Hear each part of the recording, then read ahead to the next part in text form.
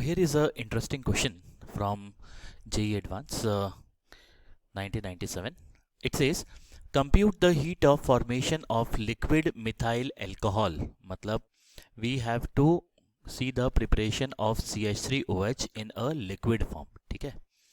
In kilojoules per mole using the following data.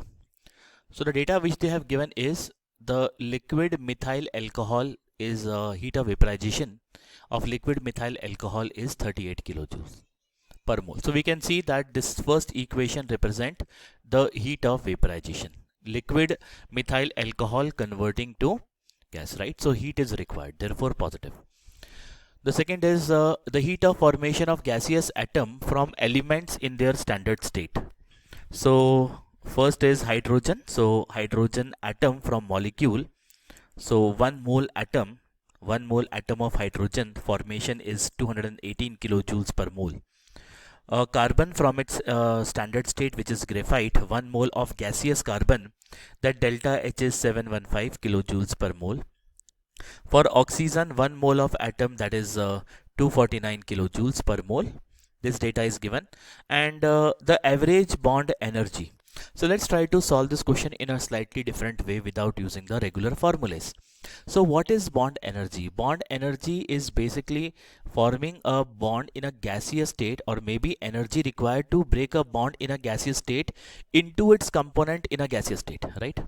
So if we talk about, say, average bond energy of CH, which is given as 415 kilojoules per mole, then this means that CH bond in gaseous state on breaking down into carbon gaseous, hydrogen gaseous, this much amount of heat is required. Similarly, for CO bond, it is 356. For OH bond, it is this. So now let us first try to form methyl alcohol from its components in their standard state, right, in a gaseous form. So if you see this, what is the energy required? So energy required would be the energy required to form 1 mole of carbon, because this carbon solid will first convert into carbon gaseous. So that energy is required. And how much that energy is? We have seen over here that carbon in this one, this is 715. Right, so we can say this is 715. So this energy is the formation of gasification of carbon, basically from graphite to this. Then hydrogen, molecular hydrogen has to be broken down into atom. For 1 mole atom, 218 kilojoules per mole energy is required. For the reaction, we basically require what? We require 4 mole gaseous hydrogen. So it has to be multiplied by 4. That is the energy required. And for oxygen, it would be 249. So this is the amount of energy required to gasify the components such that all of them converts into gaseous form, plus they also shed their molecular identity and convert into atoms. So these are the energy required. Now the bonds are being formed, and when we analyze the structure of CH3OH, so we can see that we have 3 CH bonds which are to be formed, 1 CO bond which is to be formed, and 1 OH bond which is to be formed.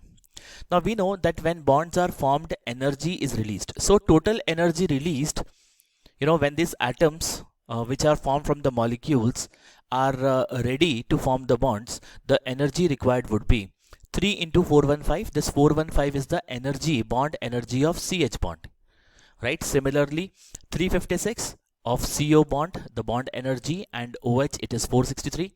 So that is 2064. So net energy released would be 2064 minus energy required to break these bonds, so that is 228. But remember, we need to find heat of formation of liquid methyl alcohol. What we have formed till this stage is gaseous methyl alcohol, and the heat released is 228 kilojoules per mole till this.